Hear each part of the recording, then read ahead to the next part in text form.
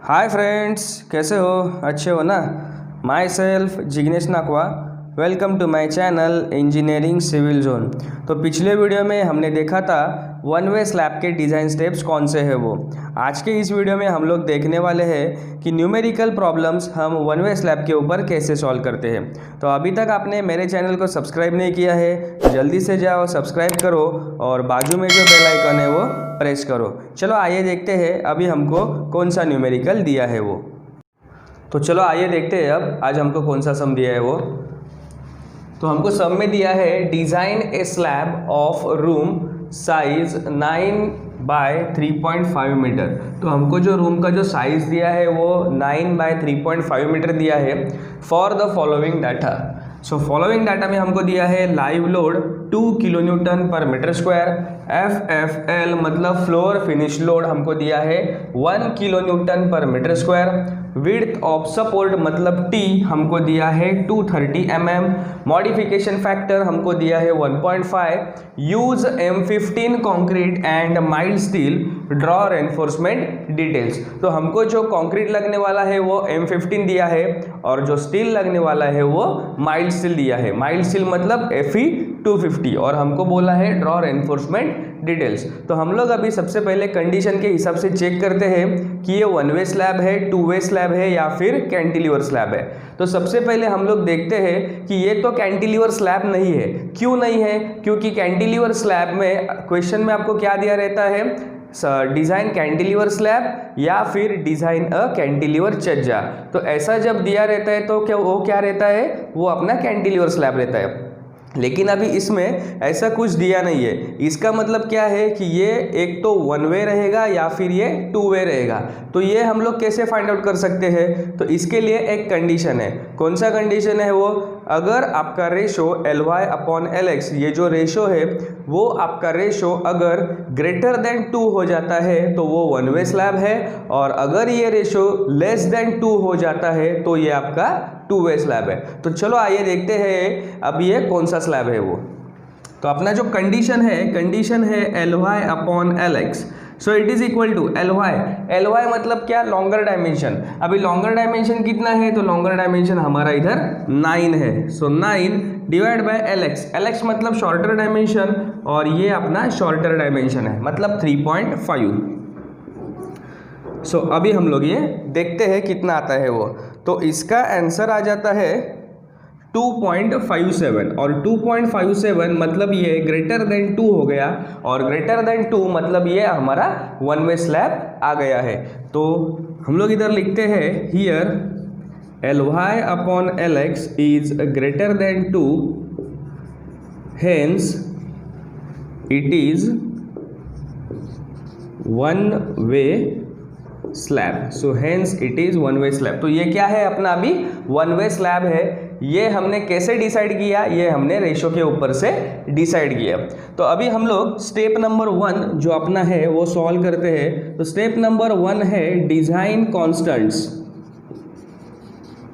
Design constants में क्या क्या आता है? जो कुछ अपने को गिवन में दिया है वो सारा आपका डिजाइन कांस्टेंट में आ जाता है। तो सबसे पहले डिजाइन कांस्टेंट में हमको क्या दिया है? लाइव लोड दिया है 2 kilo newton per metre square. उसके बाद में आपको FFL दिया है मतलब floor finish load 1 kilo newton per metre square. ये आपको विड्थ ऑफ सपोर्ट भी दिया है मतलब T 230 mm।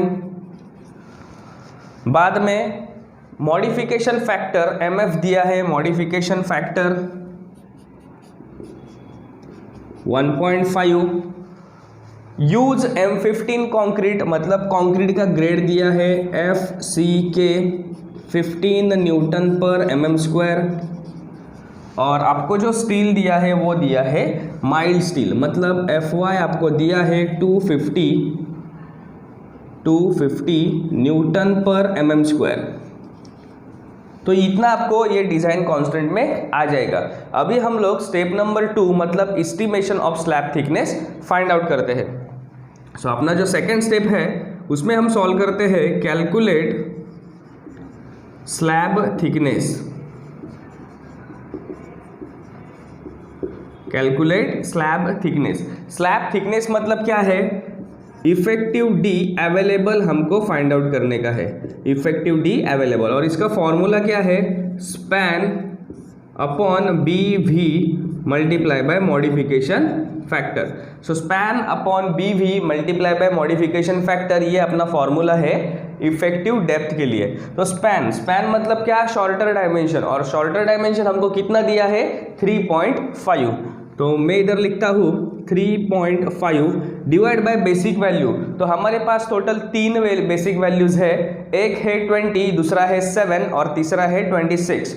तो पहला जो 20 है वो हम लोग 1 वे और 2 वे के लिए यूज़ करते हैं, दूसरा जो 7 है वो हम लोग कैंटिलीवर के लिए यूज़ करते हैं, और तीसरा जो 26 है वो हम लोग कंटिन्यूस स्लैब के लिए यूज़ करते हैं। तो इधर अभी ये 1 वे स्लैब है, तो 1 वे स्लैब के लिए 20 वैल्यू अपन को लगने वाला है। सो मैं इधर लिखता हूँ 20 multiply by modification factor. Modification factor हमको गिवन दिया है और वो दिया है 1.5। तो अभी हम लोग ये सॉल्व करते हैं। सो इसका आंसर आता है 0.116 मीटर। तो ये अपना आया है 0.116 मीटर। हम लोग अगर इसको mm में कन्वर्ट करते हैं तो ये आ जाएगा 116 mm, और ये हम लोग अप्रॉक्सीमेट करके हम लोग इसको 120 mm लिख सकते हैं। तो मैंने ये अप्रॉक्सीमेट करके 120 mm लिखा है।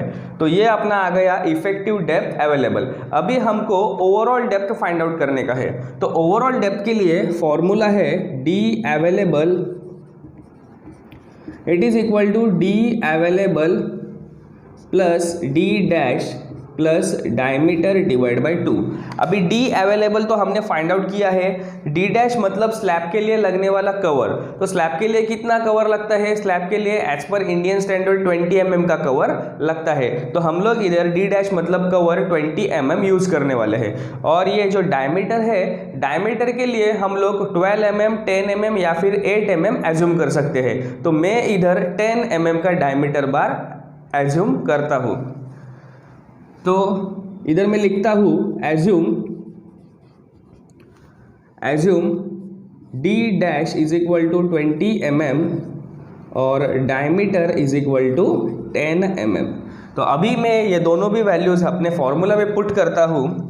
सो it is equal to D available अपना आया है 120 प्लस डी डैश है 20 प्लस डायमीटर है 10 डिवाइड बाय 2। तो ये अगर हम लोग सॉल्व करते हैं तो इसका आंसर आ जाएगा 145 mm, और ये मीटर में हो जाएगा 0.145 मीटर। सो 145 mm और ये मीटर में हो जाएगा 0.145 मीटर। तो ये था अपना स्टेप नंबर 2। अभी हम लोग स्टेप नंबर 3 सॉल्व करते हैं। सो स्टेप नंबर 3 में आ जाएगा calculate effective length.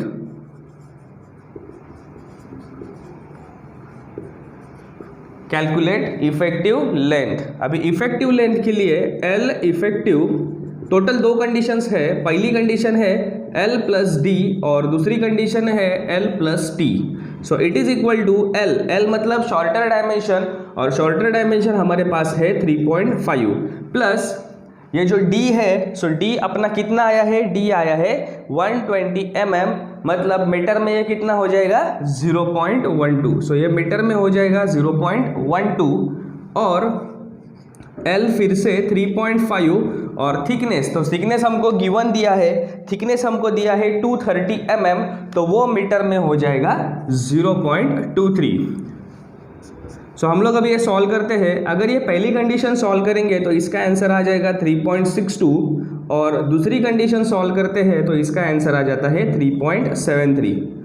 So total अभी हमारे पास 2 वैल्यूज़ आए हैं। हमको इफेक्टिव लेंथ में क्या करने का है, दोनों में जो लेस है वो हमको एज ए इफेक्टिव लेंथ करके लेने का है। तो हम लोग इधर लिखते हैं which ever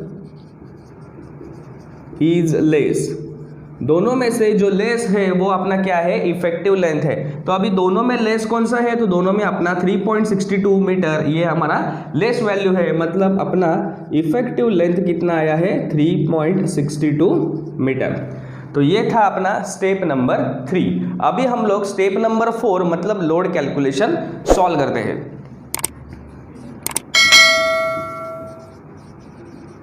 so step number 4 है लोड कैलकुलेशन।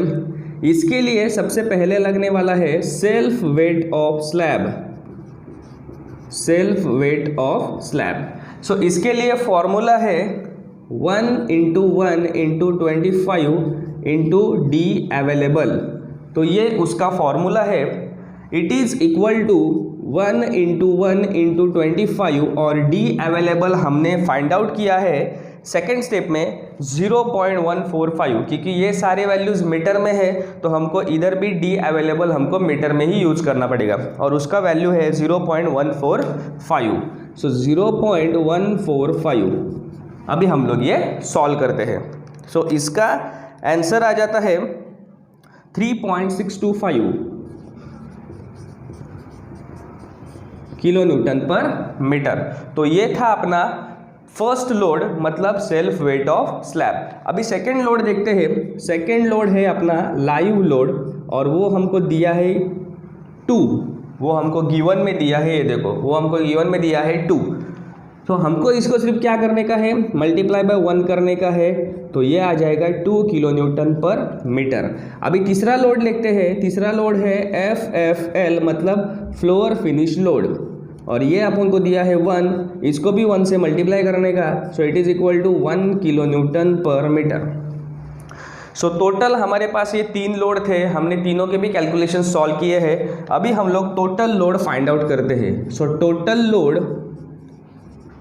मतलब W, it is equal to, हमको क्या करने का है, तीनों का भी एडिशन करने का है। सो फर्स्ट है 3.625, सेकेंड है 2 और थर्ड है 1। ये अभी हमको सबको ऐड करना पड़ेगा। ऐड करने के बाद इसका आंसर आ जाएगा 6.625 किलो न्यूटन पर मीटर। अभी ये जो लोड आया है वो लोड को हमको फैक्टर्ड में कन्वर्ट करना पड़ेगा। सो जब भी हम लोग लोड को फैक्टर्ड में कन्वर्ट करते हैं, फैक्टर्ड लोड मतलब अपन को क्या करना पड़ेगा, उसको 6.625 को 1.5 से मल्टीप्लाई करना पड़ेगा, और 1.5 से अभी हम लोग उसको मल्टीप्लाई करते हैं तो इसका आंसर आ जाता है 9.937। तो ये था अपना स्टेप नंबर 4 लोड कैलकुलेशन। अभी हम लोग ये जो लोड आया है उसके ऊपर से अभी हम लोग उसका बेंडिंग मूवमेंट फाइंड आउट करते हैं। तो चलो अभी उसका बेंडिंग मूवमेंट फाइंड आउट करते हैं। तो बेंडिंग मूवमेंट का स्टेप है अपना step number 5, calculate factored bending movement. Calculate factored bending movement, और फैक्टर्ड बेंडिंग मूवमेंट मतलब MD, और इसका फॉर्मूला है WD × L effective square divide by 8। So WD हमने ये इधर फाइंड आउट किया है 9.937। सो 9.937 इंटू L इफेक्टिव हमने स्टेप नंबर 3 में सॉल्व किया है और उसका आंसर है 3.62 उसका स्क्वायर और डिवाइड बाय 8। तो अभी हम लोग ये बेंडिंग मूवमेंट सॉल्व करते हैं। सो इसका आंसर आ जाता है 16.27 kilo newton metre. So it is equal to 16.27 into 10⁶ newton mm। Newton mm में हमको अगर कन्वर्ट करना रहेगा तो हमको यूज करने का है 10⁶। अभी हम लोग स्टेप नंबर 6 मतलब कैलकुलेट रिक्वायर्ड डेप्थ वाला स्टेप सॉल्व करते हैं। सो स्टेप नंबर 6 है calculate required depth. Calculate required depth मतलब हमको करने का है compare MD is equal to MU limit. Compare MD is equal to MU limit. MD मतलब जो अपना स्टेप नंबर 5 का आंसर आया है 16.27 into 10⁶ it is equal to MU limit. MU limit के लिए टोटल 3 वैल्यूज़ है, हर एक स्टील के लिए अलग अलग वैल्यू है। तो ये प्रॉब्लम में हमको जो स्टील दिया है वो माइल्ड स्टील दिया है और माइल्ड स्टील के लिए MU लिमिट का वैल्यू है 0.149 FCK BD²। तो हम लोग अभी वो वैल्यू यूज़ करते हैं। So 0.149 into FCK into B into D²। So therefore 16.27 into 10⁶ it is equal to 0.149 FCK मतलब कंक्रीट ग्रेड, और कंक्रीट ग्रेड हमको दिया है यूज M15 कंक्रीट मतलब हमको वैल्यू दिया है 15। बी मतलब विड्थ, और हमको जो विड्थ है स्लैब के लिए वो 1 मीटर एज्यूम करने का रहता है। सो 1 मीटर मतलब वो mm में हो जाएगा 1000, सो 1000 mm और d स्क्वायर। सो ये d हमको फाइंड आउट करने का है। तो अभी हम लोग इसका कैलकुलेशन करके d रिक्वायर्ड फाइंड आउट करते हैं। सो इसका आंसर आ जाता है 85.32 mm। मैं इसको अप्रॉक्सीमेट करता हूँ 90 mm। सो ये हो जाने के बाद हमको अभी एक कंडीशन चेक करने का है। वो कंडीशन क्या है, स्टेप नंबर 2 में जो हमको इफेक्टिव डेप्थ मिला था वो हमको मिला था 120 mm, और इधर स्टेप नंबर 6 में जो हमको डी रिक्वायर्ड मिला है वो है 90 mm। सो डी रिक्वायर्ड का मतलब क्या है कि आपको जो न्यूमेरिकल दिया है, आपको जो डिज़ाइन डाटा दिया है उसके लिए कितना डेप्थ रिक्वायर्ड है। तो हमको जो डेप्थ रिक्वायर्ड है वो है 90, और हमने जो कैलकुलेशन से सॉल्व किया है एज पर इंडियन स्टैंडर्ड के हिसाब से हमने जो सॉल्व किया है, तो हमारे पास कितना अवेलेबल है, 120 अवेलेबल है। इसका मतलब हमारे पास डी अवेलेबल ज़्यादा है डी रिक्वायर्ड से। इसका मतलब क्या है कि हमने जो अभी तक के जो स्लैब के जो कैलकुलेशंस किए हैं वो सारे कैसे है, करेक्ट है। So therefore here D available is greater than D required, hence okay, hence slab is okay. So slab अपना कैसा आया है, ओके आया है। मतलब हमने अभी तक की जितने भी कैलकुलेशंस किए हैं वो सारे कैलकुलेशंस करेक्ट है। अभी हम लोग नेक्स्ट स्टेप मतलब एरिया फाइंड आउट करते हैं। सो अभी हम लोग स्टेप नंबर 7 सॉल्व करते हैं। स्टेप नंबर 7 है calculate area for main steel, calculate area for main steel. तो इसके लिए फॉर्मूला है AST is equal to 0.5 FCK divide by FY in bracket 1 minus in root of 1 minus 4.6 MD divide by FCK BD square bracket close multiply by B into D। अभी ये जो यहाँ पे जो D लगने वाला है वो ग्रेटर वाला यूज़ करने का है। मतलब स्टेप नंबर 2 में जो अपना 120 mm आया था वो हमको इधर यूज़ करने का है।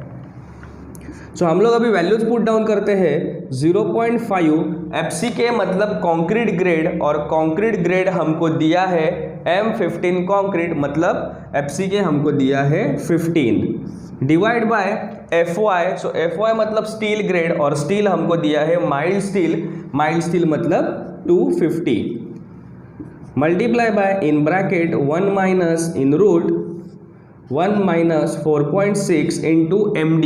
तो MD मतलब फैक्टर्ड बेंडिंग मूवमेंट, और ये हमको दिया है, हमने जो सॉल्व किया है वो आया है 16.27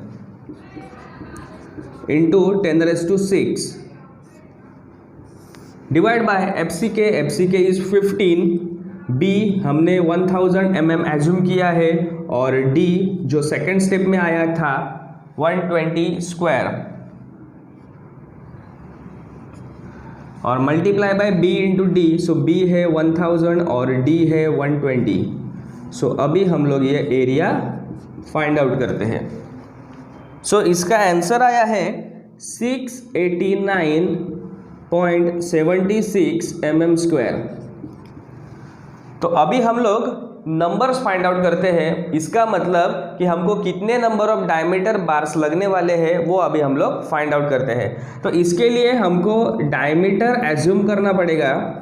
तो वो डायमीटर हम कौन सा एज्यूम कर सकते हैं, वो डायमीटर हमने सेकेंड स्टेप में जो डी अवेलेबल मतलब ओवरऑल डेप्थ निकालने के लिए जो डायमीटर हमने एज्यूम किया था वही डायमीटर आपको इधर भी एज्यूम करने का है। तो हमने उधर टोटल जो डायमीटर यूज़ किया था वो 10 mm का यूज़ किया था, तो इधर भी हमको वही डायमीटर यूज़ करना है। तो हम लोग इधर लिखते हैं assume diameter 10 mm। Area of bar find out करते हैं। एरिया ऑफ बार के लिए फॉर्मूला है π/4 इंटू डी स्क्वायर, और d अपने पास है 10। तो अभी हम लोग ये सॉल्व करते हैं। तो इसका आंसर आ जाता है 78.53 mm स्क्वायर, 78.53 mm स्क्वायर। अभी हम लोग नंबर्स फाइंड आउट करते हैं। सो नंबर्स के लिए फॉर्मूला है AST upon area of bar. So AST अपना है 689.76 divide by area of bar हमने कैलकुलेट किया है 78.53। अभी हम लोग देखते हैं कि कितने नंबर्स हमको मिलते हैं वो। सो हमारा जो आंसर आया है वो आया है 8.73 मतलब। सो हम इधर अभी अप्रोक्सीमेट करते हैं इसको 9 नंबर्स। तो हमारा जो पहला जो एरिया आया था वो 689.76 आया था, इसके ऊपर से हमको 8.73 इतने नंबर्स मिले हैं, लेकिन हमने अप्रोक्सीमेट 9 नंबर्स किए हैं। इसका मतलब अभी हमको एरिया भी अप्रोक्सीमेट करना पड़ेगा। तो हम लोग अभी इधर न्यू एरिया फाइंड आउट करते हैं। So AST is equal to total हमारे पास 9 नंबर्स आए हैं और एक डायमीटर का बार है 78.53। तो हमको अभी इधर न्यू एरिया मिलेगा। देखते हैं अभी वो एरिया कितना आता है वो। तो वो एरिया आ जाता है 706.77 mm स्क्वायर। तो ये अपना अभी न्यू एरिया आया है। तो हम लोग अभी ये जो 9 नंबर्स आए हैं अभी उसके लिए स्पेसिंग प्रोवाइड करना पड़ेगा। तो वो अभी स्पेसिंग कितनी आती है वो अभी हम लोग नेक्स्ट स्टेप में देखते हैं। सो हम लोग अभी स्टेप नंबर 8 सॉल्व करते हैं। सो स्टेप नंबर 8 है calculate spacing for main steel. So calculate spacing for main steel, इसका फॉर्मूला है S is equal to area of bar divide by AST multiply by 1000। So it is equal to area of bar है 78.53 divide by AST हमने new find out किया है 706.77 multiply by 1000। तो हम लोग अभी देखते हैं टोटल स्पेसिंग कितना आता है वो। सो हमारा आंसर आया है 111.11 mm। तो हम लोग अभी इसको अप्रोक्सीमेट करते हैं 110 mm। सो आपको जितना कम स्पेसिंग मिलेगा उतना अच्छा है, आपको जितना कम स्पेसिंग मिलेगा उतना आप रख सकते हो। तो टोटल इधर 111.11 आया है, तो मैंने इधर इसको 110 mm अप्रोक्सीमेट किया है। इसका मतलब हम लोग इधर लिख सकते हैं देयरफॉर प्रोवाइड, टोटल हमारे पास 9 नंबर्स आए हैं। So provide 9 numbers of 10 mm diameter bar at 110 mm centre to centre. तो मतलब मेन स्टील के लिए टोटल हमने 9 नंबर्स 10 mm डायमीटर बार के प्रोवाइड किए हैं और उसके लिए जो स्पेसिंग रखा है वो स्पेसिंग 110 mm रखा है। अभी हम लोग स्टेप नंबर 9 में area of distribution steel find out करते हैं।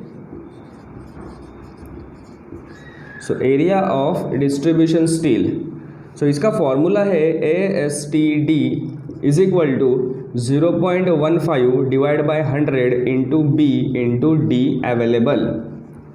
तो अभी यहाँ पे जो 0.15%, सो 15% हम क्या करते हैं, अगर आपको माइल्ड स्टील दिया रहता है तो हम लोग 15% यूज़ करते हैं, और अगर आपको टॉर स्टील मतलब Fe415 या फिर Fe500 दिया रहता है तो हम लोग इधर 12% यूज़ करते हैं। तो हमको अभी इधर माइल्ड स्टील दिया है, इसका मतलब हमको इधर 15% यूज़ करना पड़ेगा। इसके लिए मैंने जो डिस्ट्रीब्यूशन स्टील के लिए जो एरिया है वो लिया है 15% of B into D available. So हम लोग अभी इसमें वैल्यूज पुट डाउन करते हैं। सो B हमने 1000 mm एज्यूम किया है और D अवेलेबल मतलब हमारा स्टेप नंबर 2 में जो ओवरऑल डेप्थ आया था वो 145 mm आया था। तो हम लोग अभी इधर लिखते हैं 145 mm।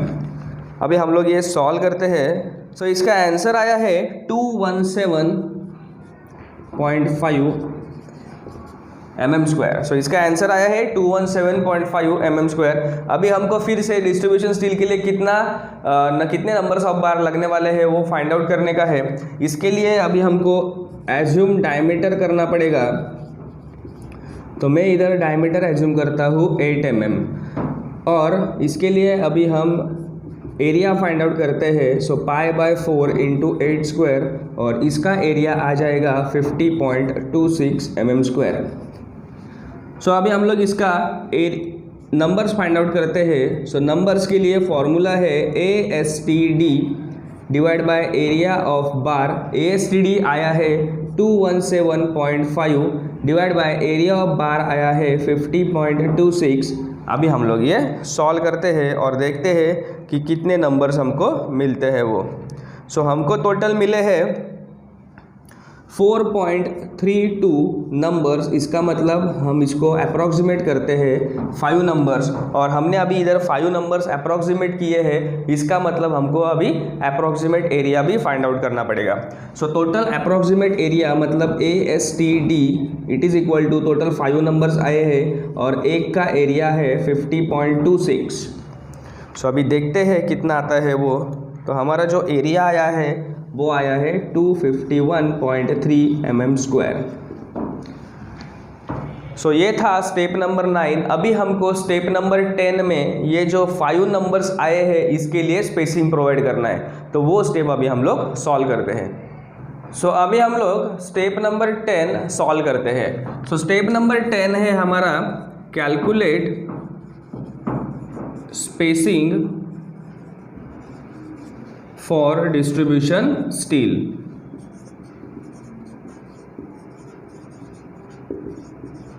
So calculate spacing for distribution steel, इसके लिए फॉर्मूला है S is equal to area of bar divide by ASTD multiply by 1000। So area of bar हमने फाइंड आउट किया था 50.26, और ASTD जो हमने फाइनली जो न्यू एरिया फाइंड आउट किया था वो था 251.3 मल्टीप्लाई बाय 1000। सो अभी देखते हैं टोटल कितना स्पेसिंग आता है वो। सो हमारा आंसर आया है 200 mm। सो हमको जो स्पेसिंग मिला है वो मिला है 200 mm। तो हम लोग अभी इधर लिख सकते हैं देयरफॉर प्रोवाइड टोटल 5 नंबर्स आए थे। So 5 numbers of 8 mm diameter bar at 200 mm centre to centre. तो ये ऐसा हम लोग लिख सकते हैं, 5 नंबर्स अपने पास आए थे, 8 mm का डायमीटर हमने यूज़ किया था, और इसके लिए जो स्पेसिंग आया है वो 200 mm स्पेसिंग आया है। सो अभी टोटल हमने ये 10 स्टेप का यूज़ करके टोटल हमारे सारे कैलकुलेशंस हमने सॉल्व किए हैं। अभी हमको और एक बोला है ड्रॉ रेनफोर्समेंट डिटेल्स। तो चलो आइए देखते हैं अभी ये अपना स्केच कैसे बनेगा वो। तो आप डायग्राम देखो कैसे बनेगा। तो ये है अपना स्टेप नंबर 11 डायग्राम मतलब रेनफोर्समेंट डिटेल्स। तो ये अपना 1 वे स्लैब है, और ये नीचे विड्थ ऑफ सपोर्ट जो हमको क्वेश्चन में दिया था 1 वे स्लैब के लिए जो विड्थ ऑफ सपोर्ट लगने वाला है, तो उसका डायमेंशन 230 mm और इसका भी डायमेंशन 230 mm। बीच का जो पोर्शन है मतलब अपना जो 1 वे स्लैब है उसके लिए शॉर्टर डायमेंशन दिया था 3.5 मीटर मतलब 3500 mm। बाद में ये हमने इफेक्टिव डेप्थ फाइंड आउट किया था 120 mm, और ये हमने ओवरऑल डेप्थ फाइंड आउट किया था 145 mm। उसके बाद में ये जो स्टील प्रोवाइड किए हैं, तो जो स्ट्रेट लाइन जा रही है मतलब जो स्ट्रेट स्टील पास हो रहे हैं वो अपने मेन स्टील्स है, और मेन स्टील के लिए जो नंबर आए थे वो 9 नंबर्स आए थे। इसके लिए हमने 10 mm का डायमीटर यूज़ किया था, और इसका जो स्पेसिंग आया था वो 110 mm आया था। और ये जो राउंडेड किए हैं वो अपने डिस्ट्रीब्यूशन बार है। डिस्ट्रीब्यूशन बार हमारे 5 नंबर्स आए थे, 8 mm का डायमीटर हमने यूज़ किया था, और उसका जो स्पेसिंग आया था वो 200 mm उसका स्पेसिंग आया था। तो ये टोटल अपना रेनफोर्समेंट डिटेल्स का डायग्राम है। तो आज का वीडियो आपको कैसे लगा ये मुझे आप कमेंट करके बताओ। अगले वीडियो में हम लोग देखने वाले हैं कैंटिलीवर स्लैब हम लोग कैसे सॉल्व करते हैं। अगर आज का वीडियो आपको अच्छा लगा हो तो लाइक करो, शेयर करो, सब्सक्राइब करो, और बाजू में जो बेल आइकन है वो प्रेस करो। Thank you.